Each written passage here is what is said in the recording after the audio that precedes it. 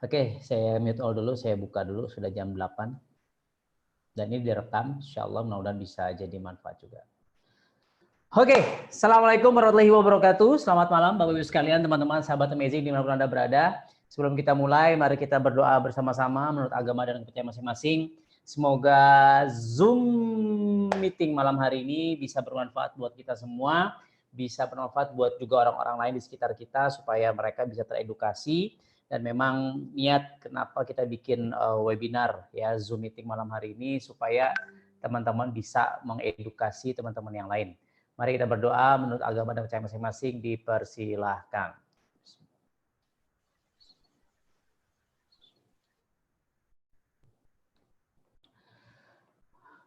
Oke, malam hari ini alhamdulillah Zoom meeting pertama dari sekian banyak Zoom meeting yang saya agendakan. Saya sudah mengagendakan nanti Zoom meeting berikutnya. By the way, yang belum kenal saya, nama saya Andika, latar belakang dokter, dan pembicara hari ini adik saya kenal sekali dengan beliau, teman berantem dulu lagi kecil, sekarang udah nggak pernah berantem lah ya. Dan kenapa kita bikin ini guys, Bapak Ibu sekalian, teman-teman, kita pengen benar-benar mengedukasi tentang bahaya, tentang what should we do, apa yang harus kita lakukan terkait dengan wabah ya pandemik COVID-19 ini, coronavirus COVID-19 ini. Karena banyak orang, banyak covidiot di luaran sana, banyak orang-orang yang nggak paham, banyak orang-orang yang nggak ngerti apa COVID-19 ini, seberapa bahayanya, what should we do, terus kondisi-kondisi di rumah sakit itu seperti apa sih, ya kita akan dengar langsung dari praktisinya. Dan ini adalah webinar pertama, Zoom meeting pertama yang saya akan buat ya dalam konteks edukasi coronavirus di Zoom meeting. Saya juga sudah mengagendakan bersama teman-teman dokter yang lainnya, ada dokter, saya agendakan juga dokter spesialis paru, saya agendakan juga ada yang salah satu direktur rumah sakit, di mana nanti kita akan belajar, kita akan diskusi sama para expert supaya kita bisa semakin canggih, semakin paham, semakin teredukasi, dan niat sejatinya sebenarnya supaya teman-teman bisa mengedukasi teman-teman yang lain. Ya apalagi sekarang udah mau masuk bulan Ramadan, apalagi ini banyak orang di luar sana, orang-orang kecil itu yang nggak ngerti seberapa bahayanya. Sebentar lagi ada zaman mudik gitu ya, ada momen mudik, ini sangat membahayakan. Pagi ini aja gue berantem sama Khodimat, pembantu gue gitu, karena udah gue kurung di rumahnya 2 minggu dan dia tetap maksa pulang tadi ke, ya kampungnya deket sih, di Bogor sini juga. Cuman kan ya kita khawatir ya, cuman ya namanya udah tua, berantem, ya akhirnya pulang, ya sudahlah, mudah-mudahan dia tidak membawa virus. Tapi kebayang itu orang kecil yang ada di rumah gua, yang tiap hari mungkin melihat gue mengedukasi orang dari YouTube dan seterusnya. Dan bagaimana orang di luar sana, ini tugas kita bersama guys, karena kalau enggak ini Indonesia will be the worst country, ini akan menjadi negara paling parah. Semoga tidak, nauzubillah min dzalik, semoga tidak. Itulah kenapa kita harus semangat mengedukasi, itulah kenapa kita harus semangat belajar. Ya, dan kalau teman-teman punya pertanyaan, silakan teman-teman bisa tanya di kolom chat. Ya, ada kolom chat di bawah kalau yang belum familiar dengan Zoom, ada kolom chat, teman-teman bisa tulis di situ. Ya, bisa nanti kita coba tanya ke dokter Aitia. Dan malam hari ini kita kedatangan seorang dokter spesialis jantung dan pembuluh darah SPJP, Dr. Ayutia Sediawan. Saya kenal betul dengan beliau, teman tidur dulu, teman berantem dulu, hingga akhirnya kita tidur terpisah gitu ya, karena beliau adik kandung saya, kami berdua saudara. Dari bapak saya juga kayaknya nonton ya, Dr. Edi Sediawan, ibu saya Dr. Yeti Sediawan, nonton nggak? Jadi bapak ibu saya dokter, adik saya dokter, istri saya dokter, keluarga istri dokter, ya saya dokter yang begitulah ya, kita sama-sama tahu. Oke, saya unmute adik saya tercinta, dan ini panggung pertama kami berdua seumur hidup kami jadi dokter. Assalamualaikum. Waalaikumsalam warahmatullahi wabarakatuh. Santai aja kan ini. Santai lah, ini orang-orang santai.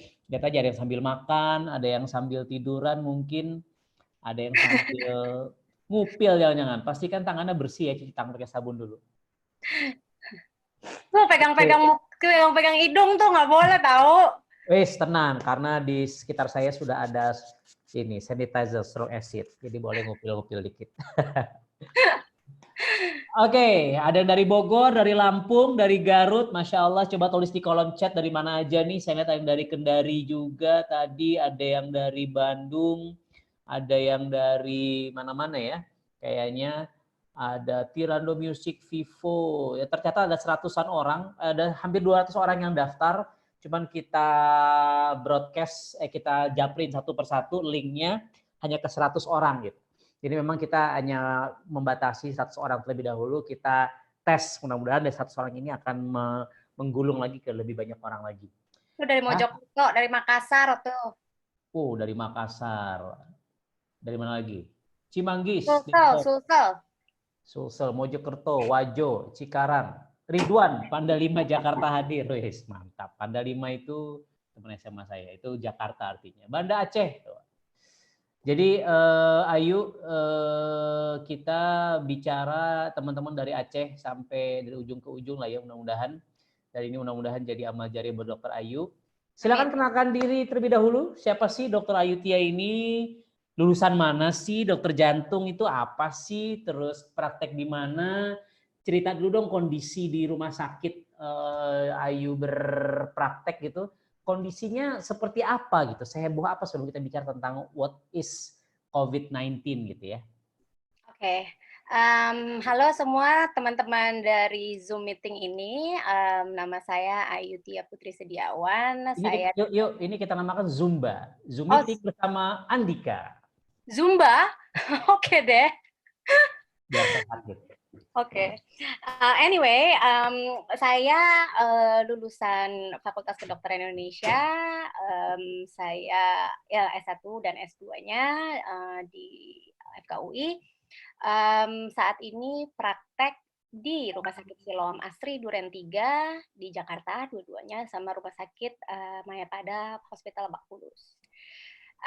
Kondisi yang kami alami sebagai petugas medis yang benar-benar melihat sendiri pasien bagaimana, itu sebenarnya cukup serius gitu ya. Agak sedih sih ngelihat kalau misalnya kita di rumah sakit yang berjibaku seperti itu dan orang-orang masih kayaknya nggak apa-apa kok, santai-santai kok, seperti layaknya mereka tidak akan terkena sama COVID. Padahal pasien itu masuk, mereka tidak merasa dirinya kontak dengan orang lain karena kita tahu kalau di Jakarta itu sudah local transmission, jadi transmisi lokal.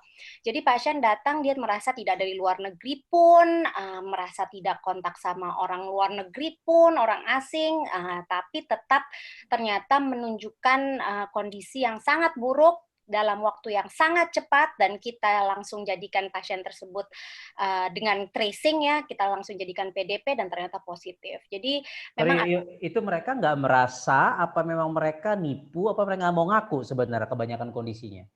Satu, mereka nggak tahu. Basically kan yang kita tahu kan kalau misalnya, karena 2 kasus yang pertama dideteksi di Indonesia itu kan karena ada bertemu dengan warga negara asing gitu. Jadi konteksnya waktu awal-awal adalah kalau kita screening itu pasien harus ada perjalanan ke luar negeri atau ada kontak dengan orang yang terkena COVID-19.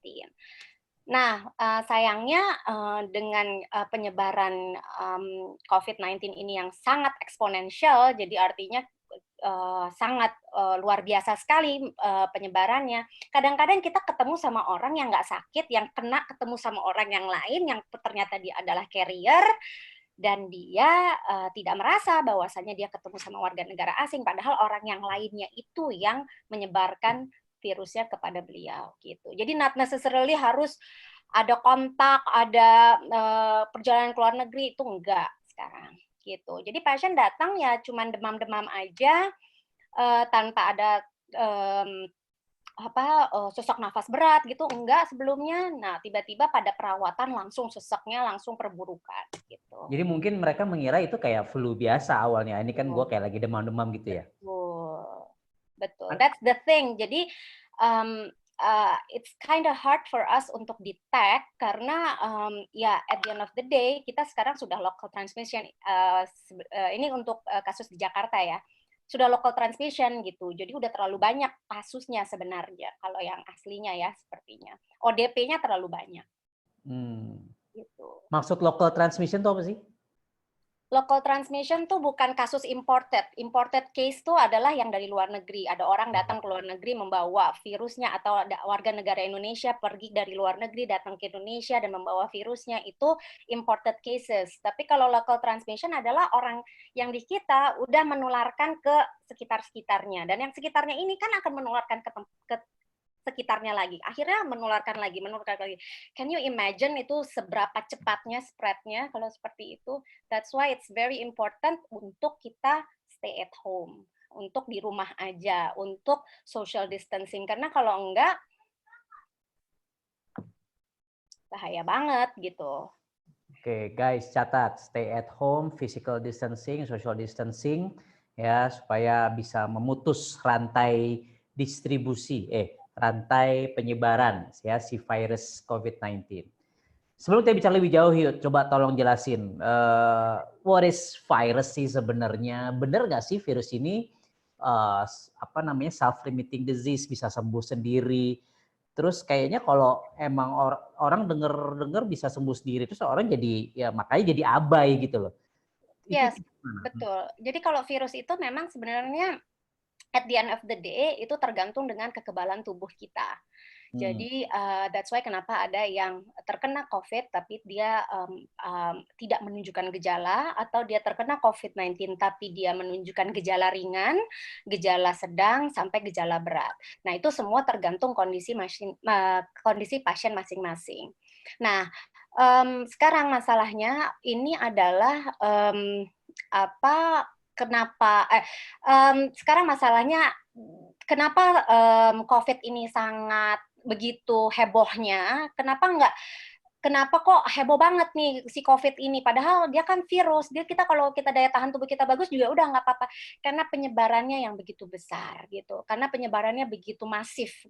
Penyebarannya eksponensial bukan linear. Bedanya eksponensial dia 2, 4 langsung ke 16 langsung terus-terusan. Kalau linear kan dia cuma pelan-pelan gitu. Nah itu masalahnya, dan kita nggak tahu orang yang kita tulari atau orang yang pas kena virusnya itu orang-orang yang mungkin kondisi tubuhnya lagi nggak baik dan angka mortalitasnya menjadi meningkat gitu, atau orang-orang yang orang tua. Makanya kalau bisa nih kita udah nggak pernah ketemu sama orang tua nih, Aki nih kan, mohon maaf ya, karena memang kita sangat-sangat menjaga, karena bisa aja kan apalagi cucu ya, anak kecil kadang-kadang angka kejadian pada anak kecil tuh relatif lebih kecil padahal mereka carrier gitu. Jadi jangan kakek nenek ketemu sama cucunya cium-cium, nah itu banyak tuh yang kejadian seperti itu gitu. Jadi the magnitude of the problem is the problem itself gitu. Jadi besar sekali angka penyebarannya, itu yang membuat virus ini heboh gitu. Morbiditasnya tinggi, angka kesakitannya tinggi, mortalitasnya karena morbiditasnya tinggi lama-lama ya makin naik juga gitu. Jadi morbiditas, tanda kesakitan, mortalitas ya kematian gitu. Jadi it's not about the disease, bukan soal penyakitnya, tapi yang harus kita perhatikan adalah penyebarannya ya. Ini yang patut kita waspadai gitu ya. Ya, jadi ya at the end of the day jadi dua-duanya kan, karena kalau misalnya semua orang sakit, rumah sakit nggak kuat, akhirnya orang yang tadinya bisa tertolong menjadi tidak tertolong kan gitu, karena healthcare systemnya juga nggak akan bisa menampung gitu. Itu yang terjadi di Italia, yang terjadi di Italia ya karena udah healthcare sistemnya udah collapse, karena semua orang masuk berbondong-bondong pada waktu yang bersamaan. Itu padahal Italia ya. Kalau Indonesia, Italia itu one of the best medical health services di Eropa. Bayangkan, one of the best. Bisa kayak gitu. Dan memang kan orang-orangnya Italia itu kan memang tipe-tipe yang sama lah ya kayak kita ya, yang suka ngumpul, yang take life easy. I mean bukan take life easy tapi happy ya gitu, lebih ke arah sana kan. Mereka cappuccino, kita kopi tubruk gitu kan, Yes. tapi sama ngopi lah gitu kan. Ya, gitu. Ya benar sih kalau ngelihat dari si Italy one of the best health system, kita Indonesia one of the worst health system, I think gitu ya. Ini kayaknya betul-betul kita harus sadar diri. Lucu kemarin pas sempat di awal-awal sempat ke rumah Niken by the way nyokap gua, Nini keren, agak centil memang Nini yang satu ini, namanya Niken, Nini keren. Jadi this is my first time, ini pertama kali gue datang ke rumah bokap nyokap, terus nggak salim, nggak peluk, nggak cium guys. Karena ya you know, gue takut menularkan, jangan-jangan gue carrier atau nyokap gue kan juga awal-awal masih praktek gitu ya di satu rumah sakit di Jakarta, dan rumah sakit tersebut sudah banyak yang positif ya Yu ya. Ya. Kalau di rumah sakit Ayu praktek sendiri itu seberapa mencekamnya sih, boleh cerita nggak? Maksud gue gini, karena sekarang khawatirnya kan ini apa namanya, flow-nya itu kan kalau kita cuman panas, demam, masih bisa self isolated, kita self isolated dulu gitu kan. Nah, coba ceritakan kondisi rumah sakit. Dika kan nggak tahu nih sebagaimana mencekamnya di sana, atau ngantri kah, atau jangan-jangan malah kosong gitu, atau gimana sih, coba ceritain. Jadi gini, satu-satu ya. Jadi pasien kalau misalnya masuk ke rumah sakit kan pasti sekarang nih modelannya kalau di Jakarta di luarnya itu ada COVID screening namanya. Jadi pasien COVID screening dulu. Jadi biasanya di luar tuh di mana? Di lobi?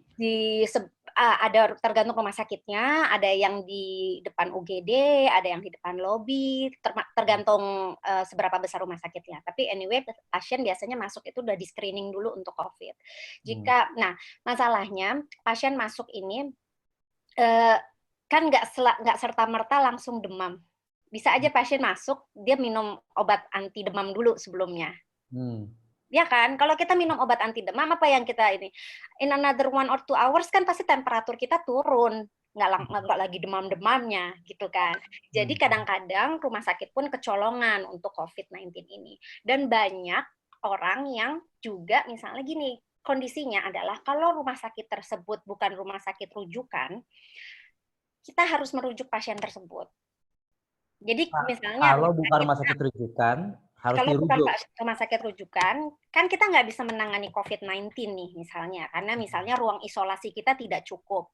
Karena pasien yang infectious ini kan harus dirawat di ruang isolasi, bukan ruang rawat biasa yang bercampur dengan orang-orang lain. Kalau gitu semua orang kena dong kan gitu. Jadi kan tergantung kapasitas dan kesiapan dari rumah sakit tersebut. Nah, kalau di Jakarta kita punya rumah sakit rujukan, misalnya RSPI Sulianto Saroso, rumah sakit RSPAD, rumah sakit Persahabatan. Sekarang udah mulai ditunjuk lagi rumah sakit RSUD. Nah, RSCM. Nah, ini masalahnya adalah kita baru mulai nih, itu udah mulai kewalahan. Rumah sakit tersebut dikira emang nggak ngantri ngirim ke rumah sakit tersebut, ngantri nggak segampang itu, nggak. Emang mereka punya 3.000 bed kan, enggak gitu, nggak punya, mereka juga pasti ada kapasitasnya kan gitu. Nah, ketika pasien masuk dan pasien itu kita anggap dia sebagai ODP atau PDP ringan yang bisa self isolate, lebih baik sebenarnya dia self isolate. Kenapa? Karena kalau misalnya dia memaksa untuk dirawat, kasihan orang-orang yang PDP dengan gejala berat gitu. Jadi kasihlah tempat-tempat di rumah sakit ini untuk orang-orang yang bergejala berat supaya angka kematiannya tidak meningkat. Kalau orang-orang dengan gejala yang ringan atau sedang yang masih bisa di rumah, sebaiknya self isolate gitu. Itu masalahnya. Nah, kalau mencekam atau nggak mencekamnya di rumah sakit, ya tentu saja sekarang kita masalahnya kekurangan APD, alat pelindung diri itu masalah yang sangat krusial buat dokter ya gitu. Maka dari itu kita kalau misalnya memang rumah sakitnya belum mampu, ya kita nggak mungkin merawat banyak-banyak pasien COVID karena APD aja juga terbatas gitu. Itu loh masalahnya. Kan rumah sakit Ayu praktek kan gede tuh, itu nggak merawat orang-orang, nggak ada ruang isolasi, bukan rumah sakit. Ada, tapi kan ruang isolasinya nggak banyak. Rumah sakit segede gitu ada berapa tuh? Untuk COVID-nya. Jadi gini, saat ini kondisi kita itu semua untuk mengetesnya aja kita butuh untuk ke Litbangkes, untuk swab. Ya, untuk swab itu kita perlu, kita nggak bisa swab mandiri tuh nggak bisa, belum bisa. Jadi kita swab itu harus dikirim PCR-nya itu kita kirim ke Litbangkes. Nah itu nanti itu butuh waktu. Nah tapi untuk di rumah sakit sendiri, nah PDP itu pasien dalam pemantauan itu banyak yang kerawat akhirnya, karena misalnya pasien awalnya masuk dengan yang sering ya dicurigai itu misalnya demam terus dikiranya awalnya demam berdarah denggi, ternyata COVID gitu. Jadi masuknya tuh banyak yang dengan hal-hal lain gitu. Misalnya masuk trombositnya rendah, leukositnya juga rendah, demam berdarah kan leukositnya juga rendah gitu. Jadi ada parameter-parameter dalam darahnya juga yang rendah. Awalnya dikiranya karena demam berdarah. Ternyata dia COVID, berarti kan kita merawat pasien PDP dengan curiga pertama, misalnya ronsennya kok perburukan, CT scan-nya kok ada tanda-tanda yang kecurigaan karena COVID, kita swab. Ketika swabnya positif, kalau memang belum bisa merawat COVID, ya kita kirim pasien tersebut ke rumah sakit rujukan. Nah, rumah sakit rujukan ini ya itu masalahnya nggak semudah itu untuk mengirim ke sana gitu. Nah, bayangkan kalau semua orang minta dirawat, rumah sakit ambrol, nggak akan punya tempat gitu. Semua dikirim ke RSPI, semua dikirim ke RSPAD gitu nggak mungkin. Makanya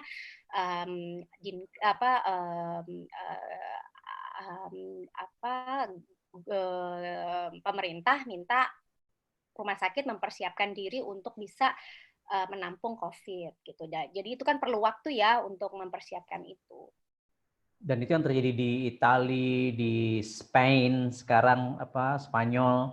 Akhirnya tanda kutip yang gue baca gitu ya, dokter tanda kutip gitu kayak playing God. Mereka menentukan mana yang mau diselamatkan, mana yang mau dimatikan gitu. Nah itu kan ngeri banget kan kalau kayak gitu. And it happens gitu kan di sana gitu. It happens karena nggak usah di situ, sekarang di Amerika juga udah mulai kayak gitu. Mereka butuh 30.000 ventilator hanya di New York gitu. Ya, at the end of the day, semua orang kewalahan. At the end of the day, semua dokter kewalahan karena kekurangan APD, karena semua justru dunia ini butuh APD yang sangat besar. Terus udah gitu, semua orang kekurangan ventilator, semua rumah sakit kekurangan ventilator, ya makanya sekarang ventilator ada banyak yang, Ayu baca satu literatur di mana Decathlon merek sports itu dia ngasih buat scuba diving gitu, dia kasih buat membantu ventilator gitu. Jadi dia yang maskernya buat scuba diving itu dia pakai ternyata bisa buat jadi ventilator. Anyway, pokoknya jadi kita sekarang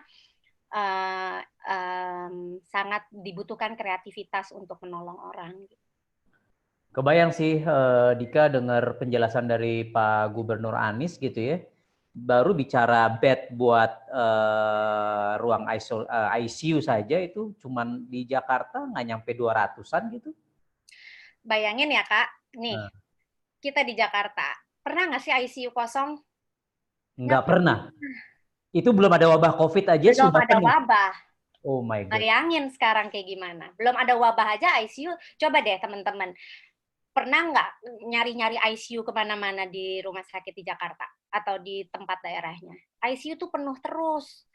Itu aja belum wabah. Sekarang wabah lagi. Makanya kita sangat-sangat meminta social distancing, stay at home, karena supaya flatten the curve, supaya nggak orang banyak ke rumah sakit, supaya yang ke rumah sakit ya memang orang-orang yang perlu, yang benar-benar butuh tindakan medis gitu, supaya tertangani. Kalau semuanya datang ya kita akan seperti Italia, nggak mungkin enggak. Nah sekarang masalah di Italia 80 tahun ke atas kita biarkan meninggal, di Indonesia gimana? Really? Itu Italia they just let membiarkan yang 80 tahun ke atas ya sudah. Ya karena kan angka kematiannya lebih tinggi.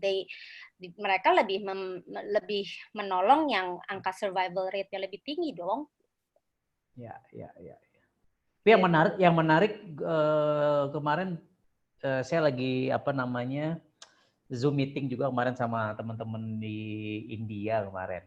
And then dia ngasih sebuah artikel di Jepang. Di Jepang itu kan nggak ada lockdown dan kasusnya bagus, padahal di sana so many old people kan, banyak banget orang tua di sana ya. Karena salah satunya memang mereka sudah terbiasa untuk tidak, istilahnya mereka salaman aja kan mereka bow gitu kan, mereka kagak salaman kagak. Oke. Ya tapi disiplinnya mereka kan juga ketat, mereka nggak boleh ngapa-ngapain ya mereka nggak ngapa-ngapain gitu kan. Culture-nya kan juga ya culture-nya mereka bagus lah gitu. Oke, talking about tadi bicara diuji tes PCR, sekarang kan lagi heboh nih tentang rapid test ya. Terus juga kita lihat kemarin Ayu alhamdulillah negatif gitu, walaupun sebagai pejuang di garda terdepan tes rapid test. Coba jelasin dong sebelum kita, ini udah mau setengah jam ya. Setengah jam terakhir nanti kita buka untuk tanya jawab. Itu seefektif apa sih dan prosesnya seperti apa sih rapid test yang lagi heboh di Jakarta ini? Jadi rapid test itu adalah salah satu pemeriksaan yang bisa kita lakukan untuk mendeteksi antibodi dari COVID-19. Kalau teman-teman pernah lihat alatnya tuh kayak tes kehamilan gitu ya, kayak stick kehamilan itu. Nanti dia ada kontrolnya, ada IgM, ada IgG. Kak Ayu tuh masih gaptek ya sama Zoom ini. Dika aja deh yang share screen yang di ini kita kali. Yang di mana? Yang di grup keluarga yang Ayu itu. Oke. Ya anyway, jadi sebenarnya ada banyak metode, bukan banyak sih, satu swab atau PCR. Jadi kita diambil mukosa ada di mukosanya di apa ya bahasa awamnya diselaput di hidung gitu ya, dimasukin ke kayak ada kayu gitu, masukin ke hidung, diambil jaringan di situ. Nah, itu baru kita nanti PCR polymerase chain reaction gitu dimasukin ke lab lah intinya. Itu yang artinya itu yang swab. Nah, ada juga yang sekarang yang baru diorder sama pemerintah, katanya jutaan ya di ordernya, itu adalah rapid testing. Kalau rapid testing, angka hasilnya itu jauh lebih cepat dibandingkan swab. Kalau swab itu kita butuh 2-3 hari untuk mendapatkan hasil. Angka keakuratannya cukup baik. Nah, kalau PCR itu jeleknya adalah PCR itu walaupun bagusnya dia cepat hasilnya, tapi jeleknya dia bisa false negatif. False negatif itu apa? Jadi false negatif itu adalah negatif palsu. Jadi hasilnya negatif padahal dia tidak negatif gitu. Gimana itu terjadi? Itu ada grafiknya. Yang grafiknya itu Kak bisa share nggak? Ntar nih lagi dibuka. Oke. Ayo nggak ngerti caranya. Oke, anyway, biarkan Dika yang lakuin. How do I do it? Oke, jadi kalau si rapid test itu kalau dia negatif, belum tentu dia pasti negatif. Kalau misalnya pasien di tes massal gitu ya, di tes massal nggak tahu kapan kontak apa segala macam, ya itu bisa aja. Kalau misalnya pasien belum bergejala atau dia kontaknya sama pasiennya itu 3 atau 4 hari sebelumnya, itu bisa negatif. Nah di sini kan COVID-19 rapid test should not be used until symptoms have been present for at least 3 days. Jadi kenapa 3 days? Karena sebenarnya dalam waktu 3 hari itu rapid test tidak bisa digunakan. Jadi rapid test ini tidak boleh digunakan untuk orang-orang yang belum ada gejala selama 3 hari. Atau kontak lah, gitu kan bisa aja kan orang kan nggak bergejala. Kenapa? Karena itu kita bisa masuk pada window period. gitu. Jadi window period ini pasien nih masa inkubasi lah intinya, masa yang belum belum belum terbentuk antibodinya. Karena again rapid testing ini melihat antibody. Oke. Jadi kalau misalnya kita lihat di sini, kalau misalnya hasilnya rapid testing itu negatif, kita harus mengulang lagi dalam waktu 7 sampai 10 hari. Kalau kita lihat grafiknya, 7 sampai 10 hari lagi itu IgM, ini adalah antibodi yang baru, dan IgG ini adalah kedua, ini adalah antibodi kita. Antibodi kita ini sudah mulai terbentuk, yang warna hijau dan warna merah. Ini sudah mulai terbentuk. Jadi yang tadinya negatif, itu bisa jadi positif. Itu the bad thing about rapid test gitu. Jadi kalau misalnya rapid Ayu test harus dites lagi berarti. Ya, kalau sebaiknya iya, tapi kan Ayu tahu kapan Ayu kontak sama positif sebenarnya. Tahu dari mana? Karena pasien yang positif yang ketemu sama Ayu. Ya kan tiap hari Yu ketemu pasien. Siapa tahu dia carrier. Nah, the thing is kalau misalnya jadi gini, pasien-pasiennya Ayu kan pasien-pasien yang udah sangat tersaring karena Ayu kan pasien dokter jantung. Yang tiap hari ketemu tuh adalah dokter penyakit dalam biasanya. Gitu. Jadi kalau dokter penyakit dalam, dokter paru itu ya at the end of the day ya sulit gitu karena ya masa dites terus-terusan gitu. Tapi ya itulah kalau misalnya kita lihat di sini ya nanti suatu saat kan semua orang akan terbentuk antibodi. Semua orang akan semua orang akan terbentuk antibodi, either dia melalui vaksin yang sedang lagi kita diusahakan untuk dibuat, atau ya kena dari orang lain tapi tidak menimbulkan gejala gitu, herd immunity lah. Artinya sebenarnya rapid test ini nggak terlalu efektif ya? Dia buat mass screening sebenarnya.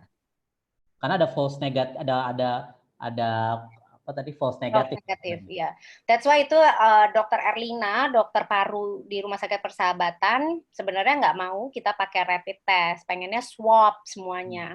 Masalahnya swab itu, PCR itu untuk ngeceknya nggak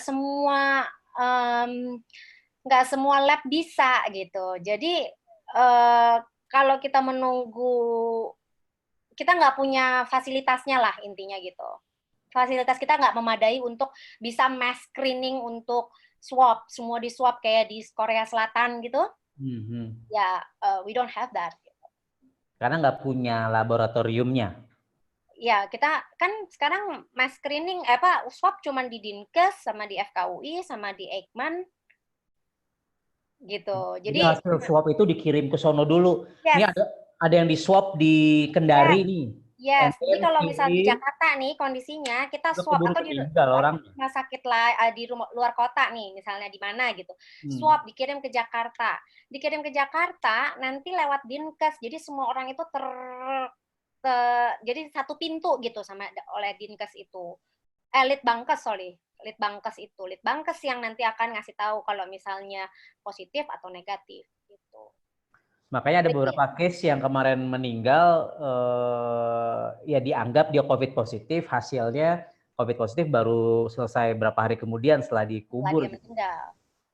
Karena ya gitu, karena it takes time. Bayangin aja kalau seluruh Indonesia harus dicek di tempat yang sedikit, yang nggak mungkin kan gitu. That's why mungkin pemerintah akhirnya mengambil langkah rapid test. Sedangkan rapid test itu mahal, bukan murah gitu. Belum tiki JNE-nya ya, kirim-kiriman ini gue beli online aja nggak datang-datang nih. Gimana swab test, the thing is about swab test juga jangan dikira semudah itu, nggak semudah itu. Swab test itu kalau misalnya kita ngambil sampelnya juga tidak terlalu dalam, baru di luar, itu nggak kena si virusnya. 1, jadi salah pengambilan. 2, untuk kita melakukan PCR itu swab kita itu dimasukkan ke yang namanya VTM. VTM itu adalah viral transport medium. Jadi ada medianya untuk naruh seret gitu, virusnya buat di situ. Kalau VTM-nya misalnya suhunya berubah, terus cara handlingnya nggak bagus, ya mati juga. So it's jadi dua pemeriksaan ini kalau menurut Ayu pribadi dua-duanya punya positif dan punya negatifnya sendiri gitu.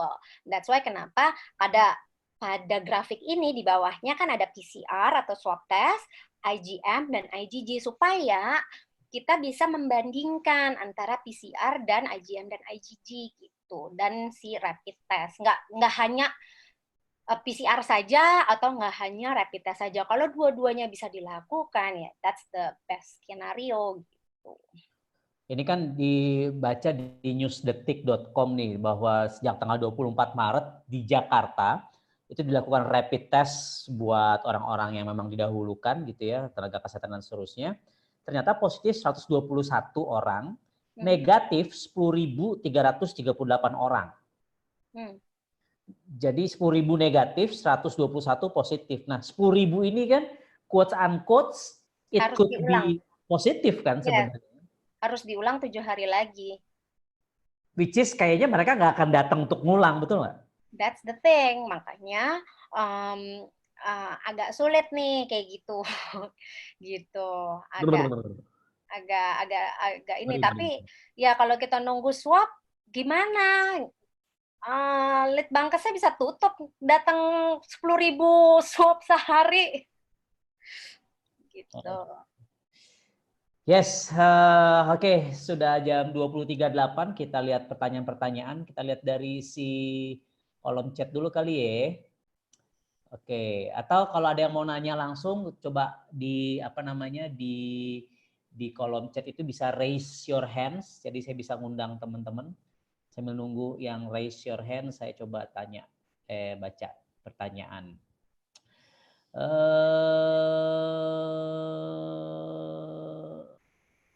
Oh ini dicatat ya. Oh nanti ini saya coba ini ya.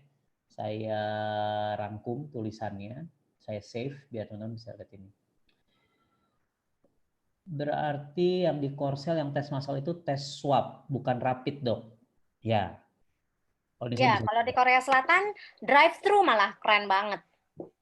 Ya mobil ngantri terus colok-colok, emang aku lihat coloknya pedalem banget sih yang ini mulut sama hidung ya. Ya, karena kalau misalnya enggak hasilnya false negatif. Juga sama aja. Dok Ayu, apa benar dari Bunda Camo, apa benar walaupun survive karena antibodi kita, kondisi paru-paru kita udah nggak bisa kembali pulih seperti semula? Tergantung kondisinya ya, tergantung kondisi apakah seberapa berat kondisinya. Artinya misalnya kan ada orang yang terinfeksi tapi dengan kondisi yang ringan, ada yang terinfeksi dengan kondisi yang sedang, ada kondisi yang berat, nah yang berat ini mungkin mungkin setelahnya ya saya nggak tahu persis ya, ini harus yang jawab harusnya dokter paru. Cuman kalau terjadi fibrosis itu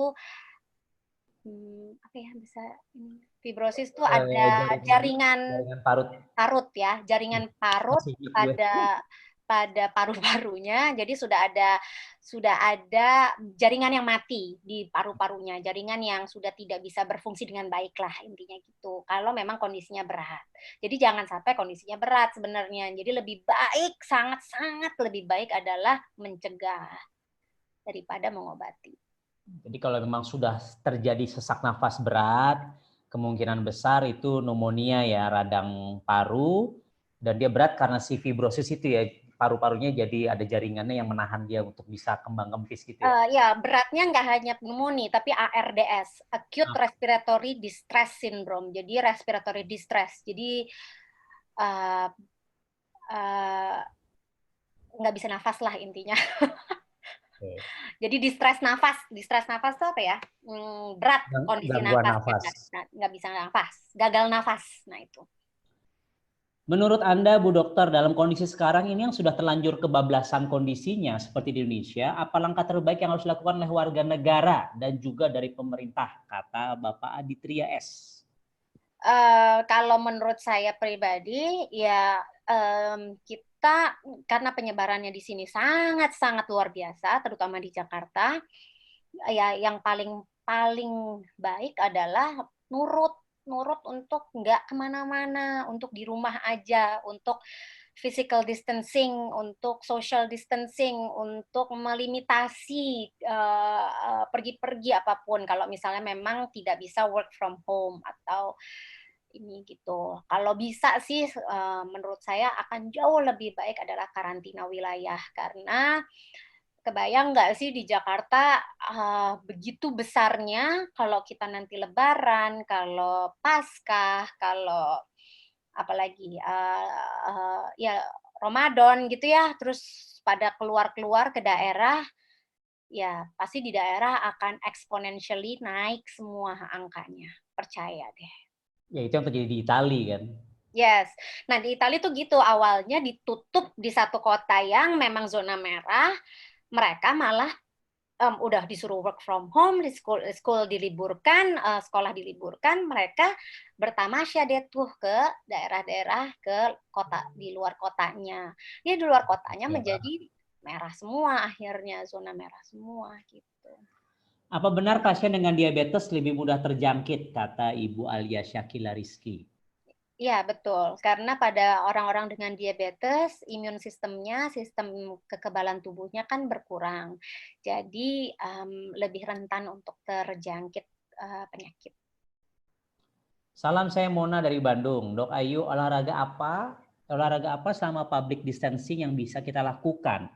Karena saya asma juga. Salah satunya saya pernah baca menekan-nekan bagian dada bahwa buat tingkatin imun tubuh. Oh ada begini tuh. Gini-gini. Timus-timus itu ya. Timus Well, penjapit. itu nggak diajarkan di kedokteran. Jadi kalau misalnya yang itu yang menekan-nekan timus itu nggak ada, lu ngapain sih Kak? Itu nggak ada literaturnya.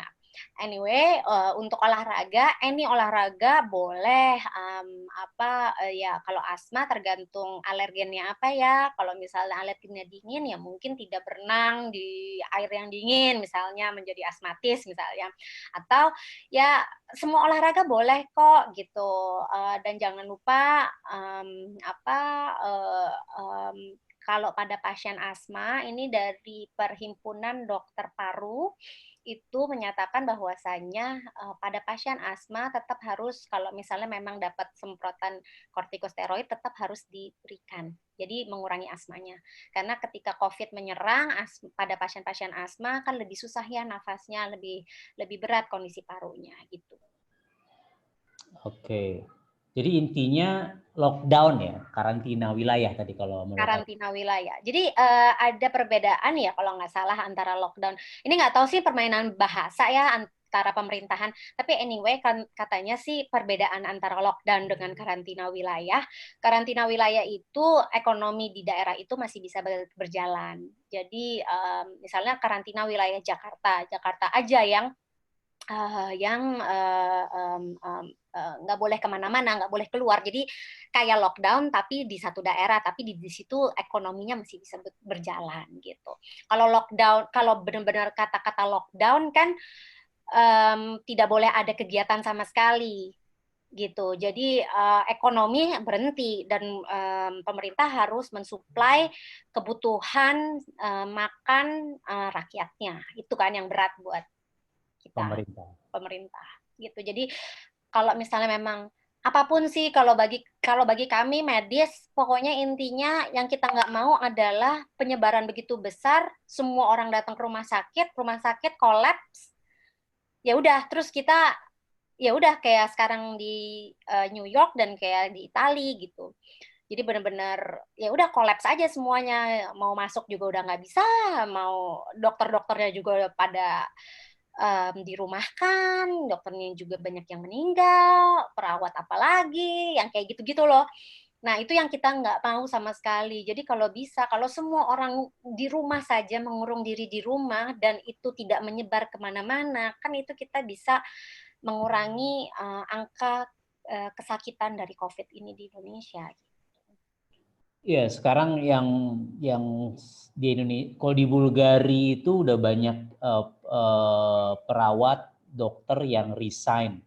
Di Indonesia tadi saya baca di grup dokter teman-teman SMA gitu yang jadi dokter-dokter juga sudah mulai di beberapa tempat perawat-perawat karena mereka khawatir mereka nggak punya APD sudah mulai pada resign. Yang nggak resign udah mulai banyak yang positif dan kayaknya every single day setiap hari udah mulai banyak dokter yang meninggal dunia gitu kan, guru-guru besar kita terutama yang mungkin sudah senior gitu. Terus kalau pada ya kebayang kan, maksudnya itu sangat manusiawi nih pada mau resign karena APD-nya nggak ada dan seterusnya. Terus ini kira-kira artinya gimana yuk? Dalam arti ini it's like a doomsday gitu buat Indonesia atau gimana? Bagaimana Iya. supaya kita bisa positif punya hope gitu loh? Ya kalau misalnya sebenarnya gini ya, kalau misalnya kita jadi gini, kalau misalnya kita mau perang, ya senjatanya disediain dulu dong gitu. It's not that gini. Ayu pernah baca satu komen netizen gitu ya, dokter kan punya uang, kenapa nggak bisa beli sendiri? It's not that I don't want to buy it, it's just karena nggak ada di mana-mana, suppliernya juga nggak ada gitu. Itu yang kadang-kadang masyarakat suka, dokter kenapa sih nggak mau beli APD sendiri? Bukan nggak mau, kalau ada ya kita beli, tapi masalahnya nggak ada gitu. Itu satu. Dan yang kedua nih baru aja heboh di Jakarta, ada orang pakai hazmat suit itu belanja di Gue lihat supermarket. videonya tuh.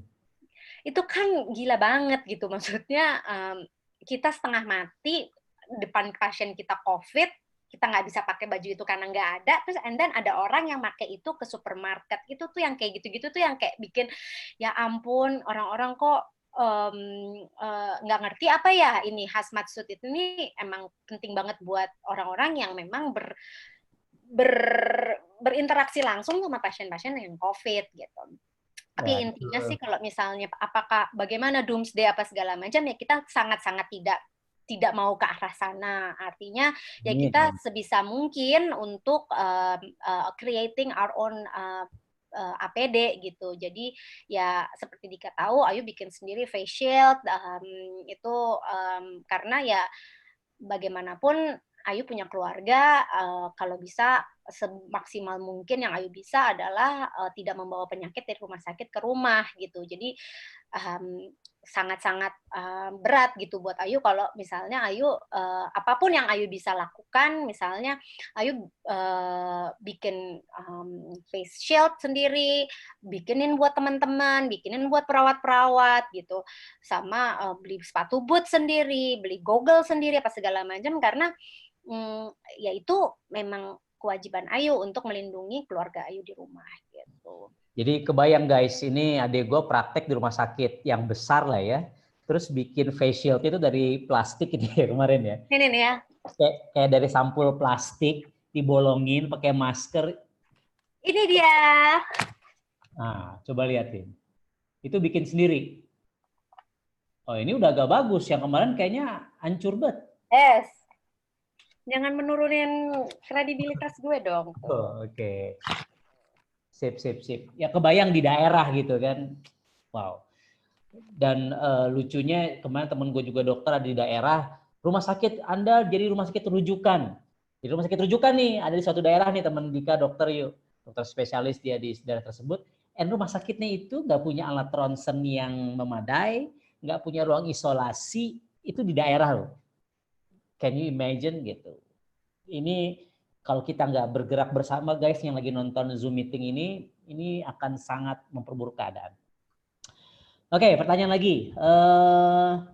Ada berita dari Wuhan bahwa yang sudah lolos dari COVID-19 udah sembuh nih. Ini dari Mas Daud Borce. Terjangkit kembali. Mengapa? Bagaimana itu dok? Jadi udah sakit, udah sehat, bisa terjangkit lagi itu gimana? Nah ini ya, the thing about COVID adalah karena ini penyakit baru. Jadi memang kita juga masih belajar bersama-sama. Bukan penyakit yang sudah banyak penelitiannya dan bukan juga penyakit yang sudah established. Jadi benar-benar semuanya itu masih dalam posisi kita sama-sama belajar. Sebenarnya kalau misalnya secara keilmuan harusnya kalau sudah terbentuk antibodi harusnya enggak gitu. Nah, apakah saya nggak tahu nih kenapa kok bisa terkena kembali? Apakah makin ke sini virusnya mutasi kah? Bisa aja gitu atau bagaimana? Saya juga nggak ngerti. Cuman 20, 21, 22 it could be ya. Kenapa? Ya bisa jadi mutasi jadi COVID-20, 21. Itu tahun kenanya, Jo. Tahun 2019. Dia sebenarnya CoV SARS-2. CoV SARS-2. Itu nama corona. Jadi by the way, coronavirus itu adalah jenisnya ya, corona. Jadi kalau misalnya ibarat mobil jenisnya sedan gitu. Nah, corona tuh jenisnya. Nah, tapi kalau misalnya yang kita kena ini nih apa yang nauzubillah min dzalik yang saat ini lagi heboh ini adalah CoV SARS-2 atau COVID-19 namanya gitu. Dok, apa benar salah satu hal yang bisa dilakukan yaitu dengan rutin minum air putih agar tenggorokan tetap basah dan lembab? Berkaitan dengan nanti masuk bulan puasa nih, kalau bulan puasa nggak minum kering terus gimana gitu? Ya memang salah satunya dari awal kita masuk juga apa yang ini kan adalah banyak minum air putih sih gitu. Tapi the idea around that is ya karena supaya lebih lembab karena kalau misalnya makin kering kan jaringan-jaringannya kering kan gampang sekali nempel virus gitu. Cuman at the end of the day itu harus dibuat penelitiannya lagi sama dokter THT ya harusnya sih. Sama dokter paru gitu. Terus ngomong-ngomong dokter THT kan ada tuh di awal dokter THT dokter saraf ya, dokter Hadio itu. Saraf. Saraf ya. Beliau kan masih muda ya, 34. Adik kelas Adik saya. kelas. Ya selama ini kan taunya kita yang meninggal itu, yang syahid mudah-mudahan amin, itu yang sudah tua dan punya komorbid itu apa punya penyakit sebelumnya gitu yang cukup berat. Nah yang Dika dengar nih udah dokter, masih muda, terus juga nggak punya penyakit yang menyertai. Bener apa gimana sekarang? Apa sekarang makin mengganas apa gimana ya? Makin kesini kan memang kalau yang kita tahu bukan zaman dulu ya, misalnya di awal-awal Januari yang kita dengar ceritanya adalah this virus only affects those yang di atas 60 tahun. Tapi sekarang lihat deh di Indonesia, di Amerika yang terbanyak itu usia 30 sampai 40 tahun sekarang. Gitu. Jadi mungkin lebih ke arah yang usia 30-40 tahun ini yang lebih aktif mungkin gitu, yang lebih ketemu orang lebih banyak dibandingin orang-orang yang 60 tahun ini gitu. Jadi nggak memicu ke arah sana sih sekarang gitu. Jadi anyone bisa kena, siapapun, mau dia masih muda kek, mau dia masih udah tua kek, bisa kena. Anak kecil? Anak kecil juga bisa kena, tapi biasanya mereka carrier. Biasanya mereka mungkin karena daya tahan tubuhnya lebih baik ya, atau ada something yang mungkin bisa diteliti di anak tersebut, di bagian anak. Cuman intinya kalau anak itu angka kejadiannya kecil sekali. Kecil sih di Cina itu 0,1-0,2% sih yang positif yang anak kecil. Untung saya masih kecil, alhamdulillah. Ya intinya anak kecil itu sebagai carrier. Jadi apalagi nanti kalau lebaran dan ketemu orang kakek nenek di kampung apa segala macam itu bahaya banget gitu. Oke. Dan ada kan kejadiannya ada tuh di yang kemarin lagi kirim ke Dika yang anak yang di itu presiden apa? Brief presiden. Ya, itu ada kejadian yang anak dengan 2 orang tua yang meninggal dunia. Anaknya nggak kenapa-napa, dia yang bawa. Padahal anaknya yang carrier. Padahal anaknya yang carrier. Anaknya habis ke temennya yang ternyata ada yang positif di rumah temennya. Gitu. Nah, itulah yang sedang nonton guys. Kalian kan anak dari orang tua masing-masing. Hati-hati. Apalagi kalian sudah berumur ya. Sangat carrier. Itulah kenapa jangan mudik. Dok, untuk pencegahan apakah kita disemprot desinfektan itu efektif? Karena di pintu masuk perumahan wajib melalui ruangan desinfektan. Ya sekarang kan masuk masjid, masuk komplek ada gitu kan. Salam Ngatawi Winarno dari Cikarang. Efektif nggak sih itu dimandiin desinfektan? Intinya itu udah banyak yang menjawab ya, dari ada literaturnya. Intinya sih kalau disinfektan itu ya mendisinfeksi yang di luar-luarnya, tapi tidak mendisinfeksi kalau virus itu sudah masuk ke dalam tubuh kita. Ya. Nah, oke. Jadi ada beberapa orang yang salah kaprah di mana kalau misalnya dia sudah lewat desinfeksi, ya dia berarti aman. Kalau dia carrier, ya dia nggak aman lah. Tetap aja dia di dalam situ, ya dia tetap dia ketawa-ketawa muncrat, ya tetap dia menularkan gitu. Tapi Jadi mau berenang ke desinfektan pun keluar masuk masjid terus batuk. ya, Ya. ya itu juga sama aja intinya, tapi disinfeksi yang dia tidak mendisinfektan yang di dalamnya, intinya sih gitu. Karena banyak kondisinya menjadi salah kaprah di mana kalau orang sudah melewati disinfektan chamber dia sudah aman. Nah, itu yang salah. Pak Moh Soleh, kenapa orang terkena COVID kok harus dipublikasikan? Ini good question nih. Kan aib, kan rahasia. Oke, ini penting banget. Thank you pertanyaannya. Kenapa harus dipublikasikan? Karena kita harus men-trace. Kita harus tracing orang-orang yang pernah kontak sama dia. Dan orang-orang yang pernah kontak dengan orang yang kontak dengan dia. Bingung nggak? Jadi ring pertama, ring kedua itu mesti di lacak semua gitu. Kalau misalnya dia diam-diam aja, terus ternyata kita sudah menginfeksi orang lain, dan orang lainnya itu nggak tahu, ini banyak banget kejadiannya kayak gini, orang lainnya nggak tahu kalau kita itu positif, dan ternyata orang lainnya itu menginfeksi orang lain lagi, menginfeksi orang lain, kebayang nggak kalau dia menginfeksi orang yang misalnya dengan gangguan jantung, dengan gangguan orang tua, misalnya, yang bisa mematikan buat orang-orang tersebut. Itu bahaya banget. That's why kenapa kita harus mempublikasikan, supaya orang-orang yang pernah kontak dengan kita itu bisa mawas diri, bisa langsung ngecek, bisa langsung self-isolate-nya lebih kenceng lagi, lebih di rumah lagi, nggak ngapa-ngapain, lebih bisa aware sama dirinya. Kalau misalnya ada keluhan, dia bisa langsung misalnya cek temperatur, pastikan kondisinya baik. Kalau misalnya nggak enak, dia bisa telepon ke yang nomor telepon yang dituju itu ya, yang untuk COVID-19 gitu, ke 119 gitu. Jadi itu penting banget gitu, awareness itu. Jadi bukan aib justru kalau misalnya kita malah ada nih, ini Ayu tadi dengar dari dokter Jaga Ayu, karena kita kebobolan sempat pasien dia PDP di rumah sakit lain, tapi dia nggak dapat tempat. Ketika masuk ke rumah sakit PDP lain, itu artinya sudah positif COVID ya? belum, PDP. Oh, belum. PDP itu pasien dalam pengawasan, pemantauan. Pemantauan, oke. Belum positif, tapi dia sudah Belum positif, tapi dia ada kontak, kok dia keluhannya jelas, ada sesak nafas, batuk, demam lebih dari 38 derajat, bla bla bla. Terus udah gitu, ketika dia masuk ke rumah sakit, ke rumah sakit yang Ayu praktek, dia datang ke UGD lewat ya dengan segala cara ya, ketika mau di screening marah-marah, terus saya nggak suka dicurigai-curigai seperti ini, pokoknya gitu-gitu. Akhirnya dia masuk ke ruangan, ketika di ruangan dilihat ronsennya, ternyata curiga ke arah sana. Ketika curiga,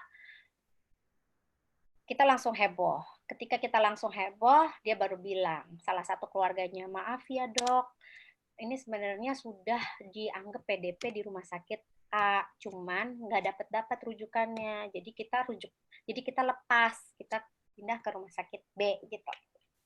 Nah, yang kayak gini-gini nih, ini sebenarnya undang-undang wabah nih ini bisa dipidana. Karena kalau misalnya orang menutupi kondisi ini, itu membahayakan buat banyak sekali orang. Gitu. Ada undang-undangnya ternyata. Jadi gara-gara itu, jadi Ayu jadi tahu tuh ada undang-undang begitu. Jadi jangan ditutup-tutupi, gitu. Sudahlah kena pidana, masuk penjara, jangan-jangan masuk neraka juga karena bunuh banyak orang karena dia lalai.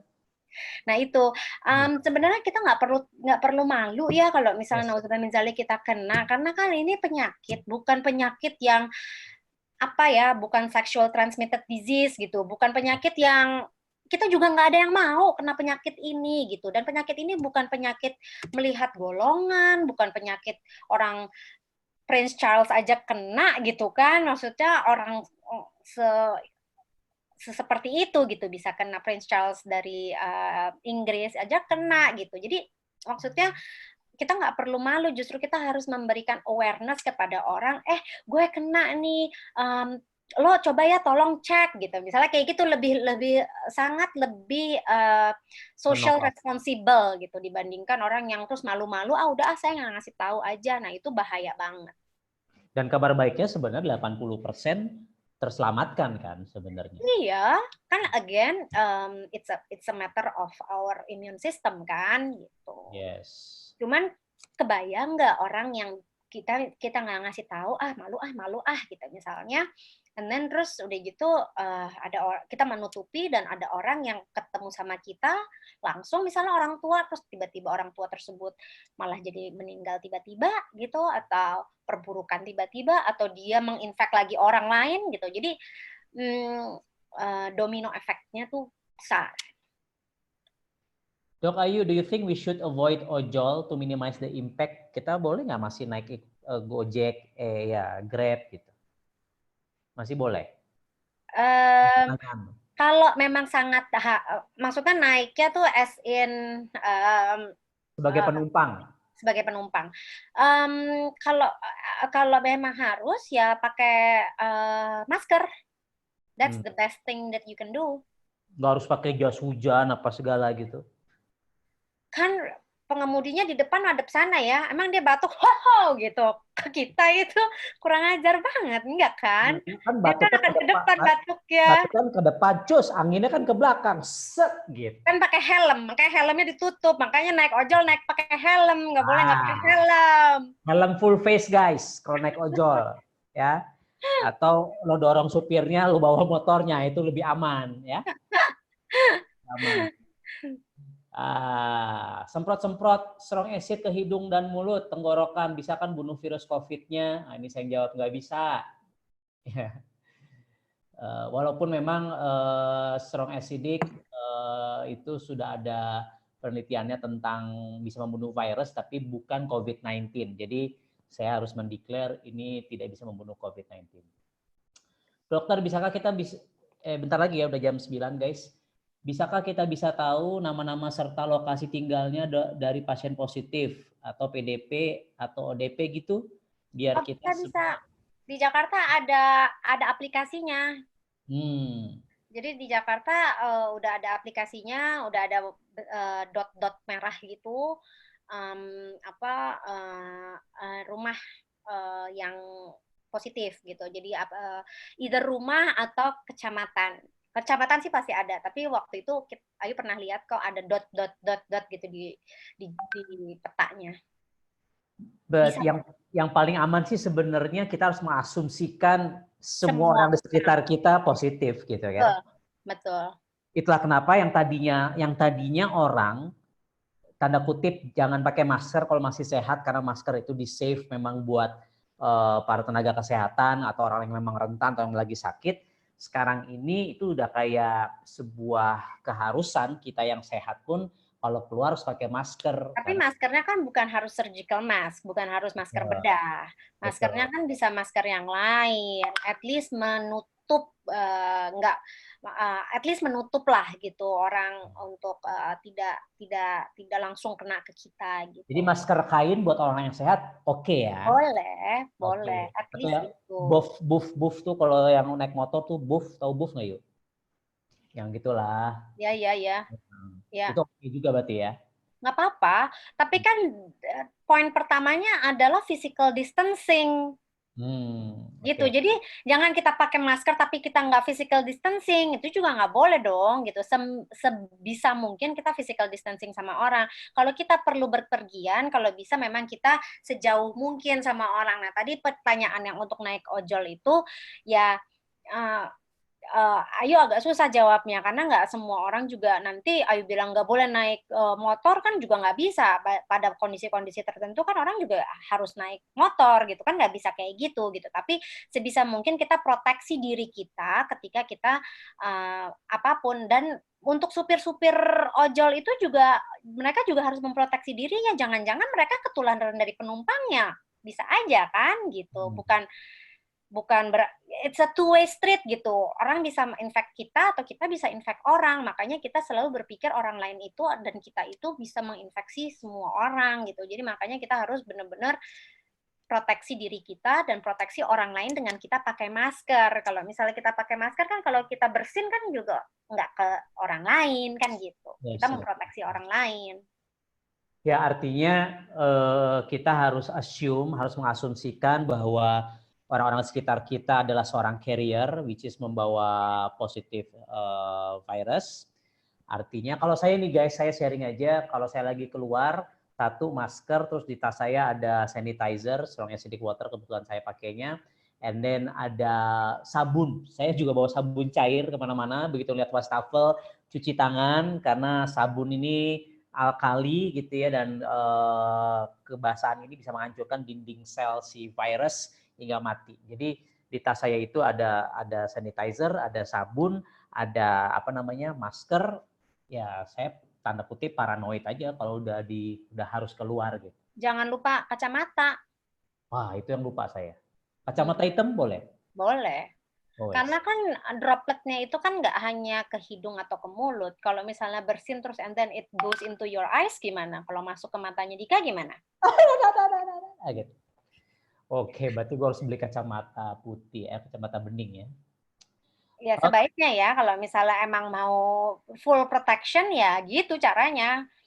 Gitu. Tapi ya sekarang again ya kalau bisa kita kan sejauh mungkin sama orang gitu. Batasan 1 meter tuh kenapa sih? Karena kalau misalnya orang itu kalau dalam bicara biasa-biasa gini, misalnya itu biasanya dropletnya itu jatuhnya itu kurang lebih 1 meter. Makanya kita harus menjauhkan diri kita, distancing kita dari orang lain itu 1 meter karena menurut penelitian memang dropletnya itu kalau kita ngomong biasa itu 1 meter. Tapi kalau kita bersin ada tekanan yang besar gitu, hucum gitu, atau ketawa ngakak gitu, wah gitu, atau batuk yang eksplosif gitu batuknya, itu ya bisa lebih dari 1 meter. Nah itu yang kita juga harus hati-hati. That's why kenapa semua orang mesti pakai masker itu, gitu. Ya terutama kalau ngomong juga sama mungkin orang Medan, bah, kan gitu nyok, bah, gitunya itu ya. Wah lo ras lo, kacau lo. Hatinya ketemu orang-orang yang kayak, wah orang ngomongnya keras-keras gitu, itu hati-hati muncrat ya, muncratan itu yang dibahas. Oh tadi pertanyaannya itu kalau ojol makanan, GrabFood, itu Kalau gimana? ojol makanan malah Ayu seneng banget kita periksa kita ini karena membantu ekonomi mereka kan gitu.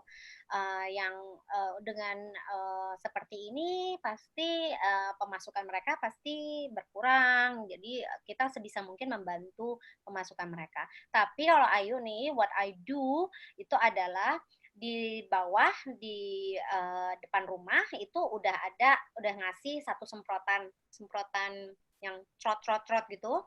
Nah itu untuk disinfektan. Jadi semua barang yang datang mau dari ojol kayak mau dari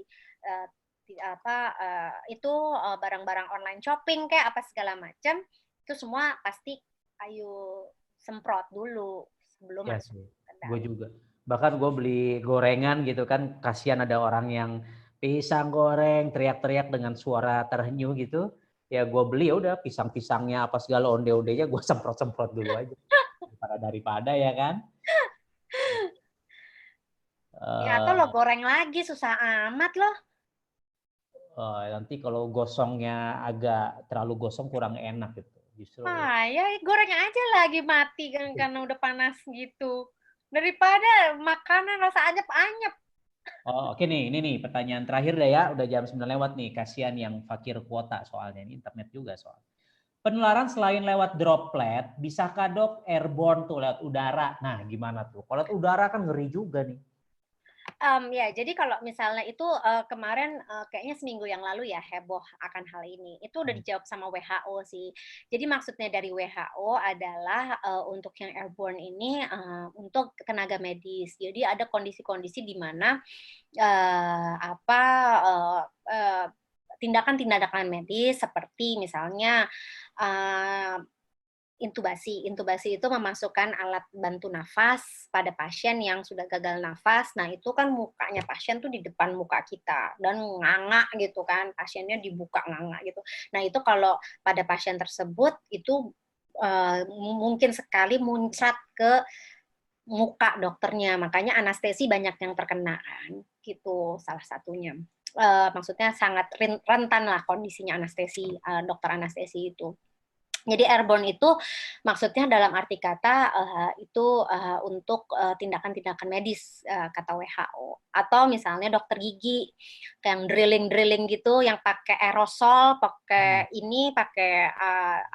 semprot-semprot aerosol gitu kan dia terbang tuh jadinya yang tadinya dia di situ srot gitu. Nah, itu ya pas lagi ditembakkan aerosol itu, disemprotkan aerosol, nah itu baru deh jadi terbang gitu. Maksudnya itu.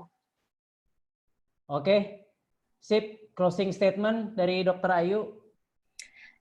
Terima kasih telah bergabung pada Zumba ini, Zoom bersama Andika. Dan kalau dari saya, sebisa mungkin kita physical dan social distancing, sebisa mungkin kita nurut, manut, dan agar orang-orang tercinta kita juga bisa kita lindungi gitu. Dari saya sih seperti itu dan mohon maaf kalau ada salah-salah kata. Again, COVID-19 ini adalah penyakit yang baru, penyakit yang datang dengan tiba-tiba ke kita. Nggak sih, sebenarnya nggak tiba-tiba banget, udah dari Januari ya, cuman kitanya aja yang nggak apa-apa gitu. Tapi ya udahlah. Anyway,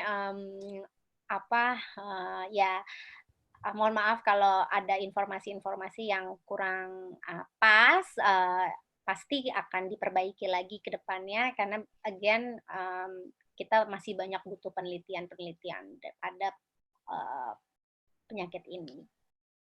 Gitu. Oke. Oke, guys, thank you banget, thank you Dokter Ayu atas penjelasannya dan Namaste dulu dong, namaste.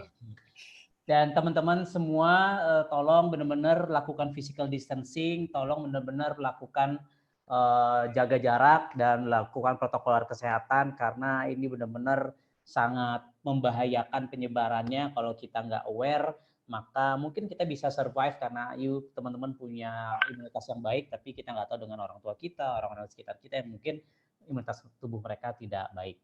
Ya. Terus sedikit promote YouTube saya itu saya banyak bikin video-video tentang corona.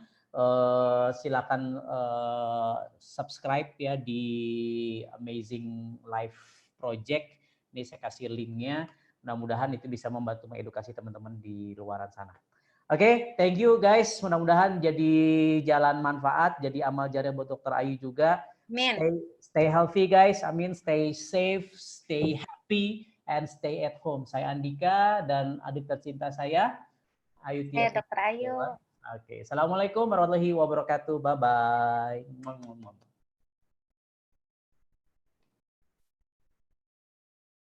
Gimana?